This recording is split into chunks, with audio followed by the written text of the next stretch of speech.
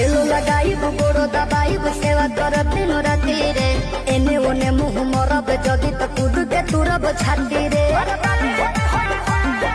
डोरिया टूटी जे डोरे से पिठिया फरब कोड़े से लोला कुचब लोढ़े से बराबादी होई बाकी शादी होई मोर तोरे से बराबादी होई बाकी शादी होई मोर तोरे से तेलो लगाइब गोड़ो दबाइब सेवा करब दिन राति रे एने ओने मुँह मरब जदि त कूद के तुरब छाती रे